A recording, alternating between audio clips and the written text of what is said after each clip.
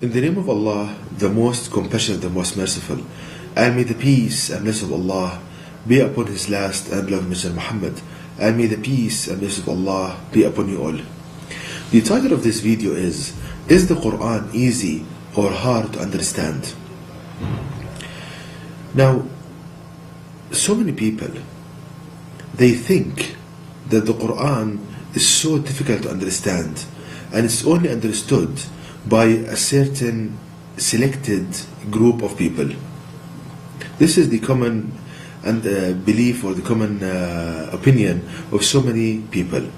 Again, they believe that the Quran is very difficult to understand and it's only understood by a certain selected group of people. Now, this opinion is completely wrong, is 100% wrong. Why? Now, if you think about it logically, if this is correct, if the Quran is so difficult to understand and it's only understood by a certain selected group of people, this means that there is a high probability that a person would not be exposed to the works of this selected group of people, and as thus he would not understand the Quran. There's a high probability of this, since it's only understood by a selected elite, a certain group of people. So this is wrong, because what is the reason behind Allah God Almighty sending a revelation that is so difficult for people to understand? This means that there is a high probability that a person would live his life not understanding the Quran and would not be exposed to the works of this selected group of people. So this is one argument. The second argument is that people, they differ in their kind of financial status, their kind of ability to seek knowledge, and as thus, if the Quran is understood by a selected group of people, this means that there's a high probability again that this person with the financial difficulties, he doesn't have the means to buy these books, to go to places to understand the Quran. So we see from these arguments that this opinion of people that the Quran is difficult to understand is completely wrong, and it's illogical. Now let's see what Allah the Almighty tells us about this topic. How Allah answers this question, that is the Quran easy or difficult to understand? We can find what Allah the Almighty teaches us about this topic in the Quran in chapter 54 verse 17, which states, "And Allah God has indeed made the Quran easy to understand and remember. Then is there anyone who will remember?" So here Allah the Almighty in this verse, He's telling us that He made the Quran easy to understand. So here a straightforward answer that the Quran is easy to understand by everyone and anyone. So Allah is telling us in the Quran, we can learn from this that anyone can understand the Quran, and there are no prerequisites. It's not necessary that you are a school student or a university graduate or having a doctorate in religious studies. No, there are absolutely no prerequisites. You don't need to have any previous knowledge or any kind of prerequisites to understand the Quran. Allah made it so easy that any person, regardless of his education, of his financial status, he can understand the Quran.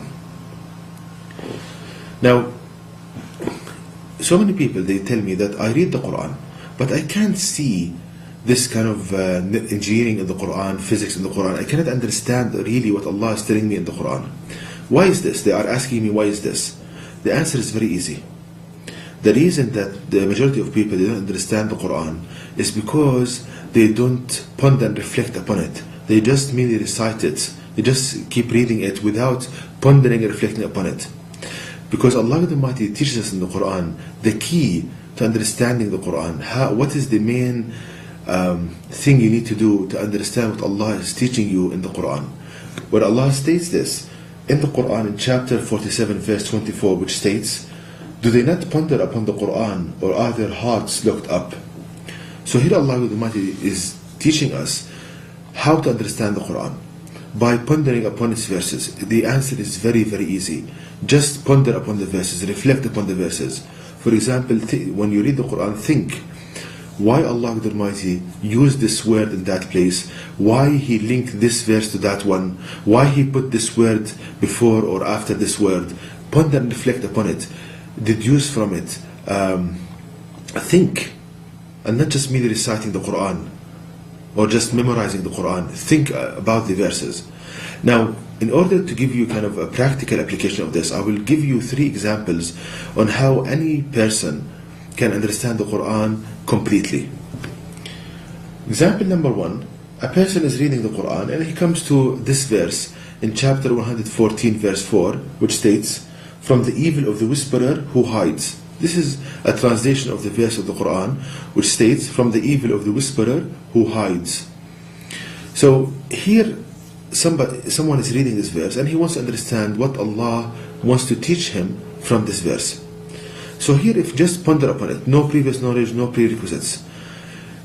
It's stated here that Allah says that from the evil, so there is evil, there is harm from the whisperer, Satan. So here Allah is telling you that there is an evil, there is an harm from Satan whispering to you, like a person talking to you. And Allah says that this Satan, he hides from you, from the evil of the whisperer who hides. So Allah is telling us that Satan whispers to you, but at the same time he hides from you. So if you think about this, how can Satan whisper to you at the same time hide from you, meaning that he doesn't want you to feel his presence? If you just think about it, it's very easy. Now, in your mind, you have a voice that you think with. If you think quietly to yourself, you hear the same voice you speak with in your mind. That's your own voice. Now, the only way that Satan can whisper to you at the same time hide from you is if he matches his voice to the one you hear in your head. He makes his voice identical to the one you hear in your head. And you experience ideas, you hear ideas in your mind, and you think that yourself is telling you this, while actually it's Satan. So here Allah is telling us, it's very we can learn from this, it's very easy, very straightforward. And this knowledge that Satan whispers to a person by a voice match the one he thinks with, we can learn from it that Satan is the sole reason for mental disturbances. He whispers to you ideas of fear, harm, lust, and blasphemy in your mind. He is the sole reason for the problems of people. So it's a major discovery from the Quran. So you see how it's very, very easy to understand what Allah wants to tell us in the Quran. Another example. In verse number 13 of chapter 31 of the Quran, which states, "And when Luqman said to his son, when he was advising him, 'O my son, join not in worship others with Allah God. Verily, joining others in worship with Allah God is a great wrong indeed.'" So this is another verse in the Quran, and a person reading the Quran must understand it. So he just ponders upon it. It's very easy. Here Allah is telling us that Luqman is telling his son, a father is telling his son, and Allah teaches us here that when Luqman is addressing his son, he was advising him. So the Quranic verse states that Luqman was advising his son. So here Allah is telling us, and He's teaching us, the key to communication between parents and children, which is that when a parent addresses his child, he should advise him and not order him. So here Allah is teaching us one of the main kind of fundamentals of parenting, which is that the basis for success in communication between a father and a child is that the father should advise the child, not order the child. For example, a father is telling his child that, "Oh my son, I love you and I want what's good for you. This is better for you," because he gives him kind of arguments and he convinces him of what is the parents trying to tell him. So we see, brothers and sisters, how it's so easy to understand the Quran, and the key to it all is just to ponder and reflect upon the verses.